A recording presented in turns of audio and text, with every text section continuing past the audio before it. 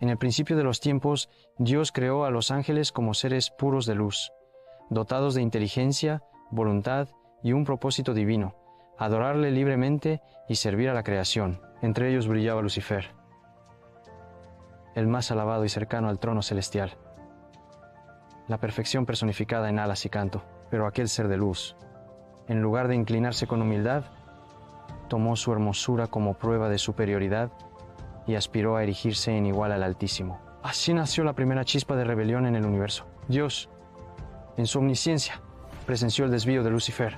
Pudo aniquilar al príncipe de los ángeles al primer atisbo de orgullo, pero escogió un camino distinto: permitir que el mal se manifestara para revelar la esencia del amor y la justicia, al aplastar la soberbia del rebelde con su palabra.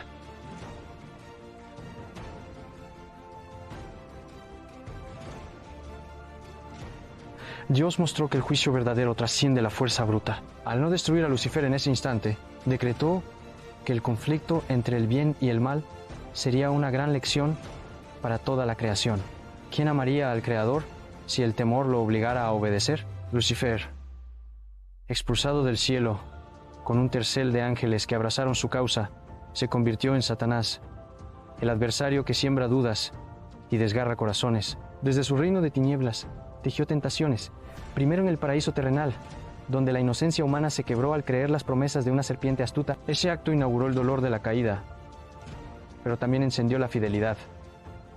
Adán y Eva, aún en su error, aprendieron la necesidad del perdón divino.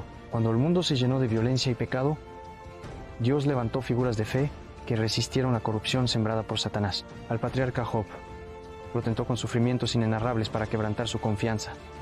Al dulce Salvador le ofreció reinos y glorias instantáneas.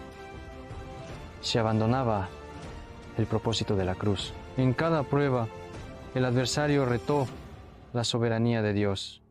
Pero el Creador mostró que su poder radica en la misericordia y la redención, no en la aniquilación abrupta. La decisión de posponer la destrucción de Satanás se reveló como un acto de amor cósmico. Permitir que la libertad de los ángeles y los hombres se ejerciera con todas sus consecuencias. El sacrificio del Hijo de Dios en el Calvario marcó el momento decisivo donde el adversario fue vencido, no por la espada, sino por el perdón transformador. La derrota de Satanás quedó sellada, aunque su libertad continuó hasta el día señalado en el juicio final. Así, el drama cósmico se desplegó para enseñar que el amor verdadero no puede forzarse, que la justicia divina incluye la gracia y que el fulgor de la redención brilla más intenso cuando ha atravesado la oscuridad. Este es el primer capítulo del gran misterio.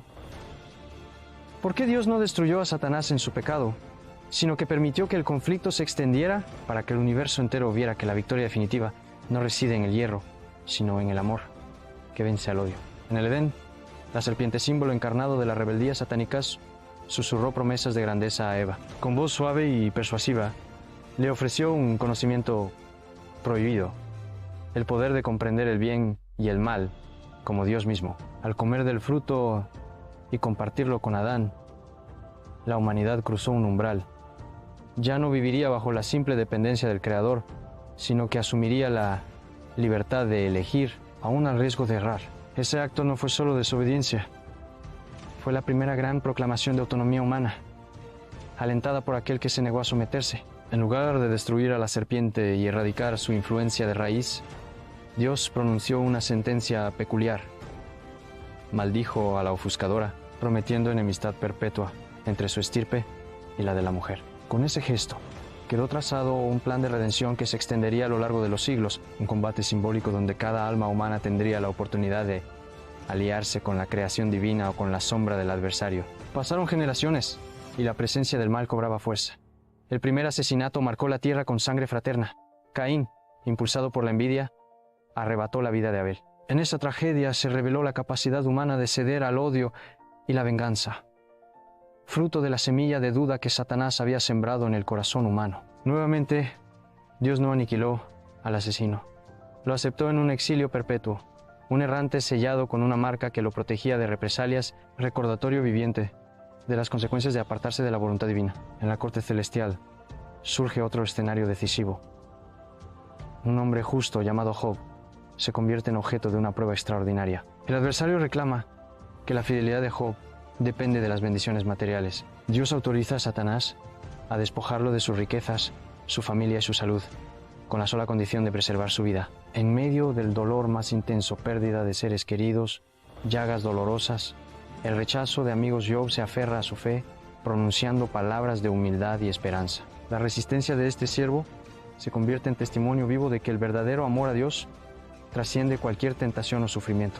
Al final, Dios restaura su prosperidad y multiplica sus bienes, mostrando que la justicia divina no aniquila al acusador, sino que honra al fiel que resiste las pruebas. El siguiente gran enfrentamiento ocurre en un desierto de Judea, donde Jesús, tras 40 días de ayuno, se encuentra cara a cara con el tentador. Ofrecimientos de pan para calmar el hambre extremo, la vista de reinos terrenales con promesas de gloria inmediata, incluso la prueba de arrojarse desde lo alto del templo para que los ángeles le sostengan. Todas tentaciones tramadas para quebrantar su misión de salvación. Cada vez, la palabra se alza como muralla, rechazando el atajo y reafirmando que la senda de amor y sacrificio no se elige por conveniencia, sino por entrega voluntaria. ¿Qué persigue Dios al permitir que el enemigo actúe incluso en el corazón de su Hijo? La respuesta se ancla en el valor supremo de la libertad. Un triunfo logrado mediante la extinción de toda discrepancia no probaría la fidelidad ni la sinceridad del amor creado, más bien lo convertiría en un acto mecánico. Al dejar que la tentación se desplegara por completo, el conflicto cósmico se reveló como una gran lección. La victoria de Cristo, al soportar hasta el extremo la ignominia y el sacrificio en la cruz, no resalta solo la derrota de Satanás, sino la grandeza de un amor capaz de perdonar, incluso a quien lo traicionó. Mientras la historia humana se desarrolla, la oscura sombra del adversario sigue acechando en los recovecos del poder, de la ciencia y del corazón humano. Pero cada acto de compasión, cada acto de arrepentimiento y cada protesta contra la injusticia se vuelve en un clamor que eclipsa la voz de aquel que busca sembrar discordia. En cada generación, esa tensión reaparece. Surge un líder ambicioso, un científico que despoja de su dignidad al prójimo, una ideología que empuja al odio. Y sin embargo, donde el mal se hace más aparente, el testimonio de quienes eligen la humildad y el perdón resplandece con aún mayor fuerza. Así, al permitir que Satanás continúe operando hasta el día señalado, Dios no recela de su poder. Lo utiliza para forjar héroes de fe, para revelar la auténtica profundidad de la libertad humana y para demostrar que el amor que abraza incluso al traidor es el fuego que consume la oscuridad definitiva. En el próximo capítulo veremos cómo, al filo de la historia, la victoria final del bien se manifestará de manera tan fulminante que sellará para siempre el destino del adversario cósmico. Y llegó el momento decisivo en el que el drama cósmico alcanzó su clímax. Tras el milenio de paz reinado bajo la luz del Cordero, Satanás fue desatado para tentar una última vez a las naciones. Surgió entonces una gran insurrección, un último alzamiento de orgullo y rebelión que recorrió la tierra con fuego de vanidad. Millones se vieron seducidos por sus promesas de poder, pero al intentar asaltar el cielo, descubrieron que sus fuerzas eran vanas frente al trono del Altísimo. Como relámpago sobre la noche, la justicia divina se manifestó.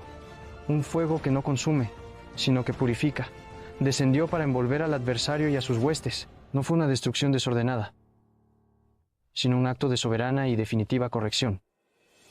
El lago de fuego y azufre aguardaba, no como celebración de la venganza, sino como límite inflexible donde el mal no volvería a dañar la creación. Al ver esa luz, toda criatura comprendió que la obra de redención había coronado el propósito eterno de Dios. Y entonces, la paz que el mundo había conocido durante esos 1000 años se transformó en un gozo imperecedero. El cielo y la tierra se renovaron.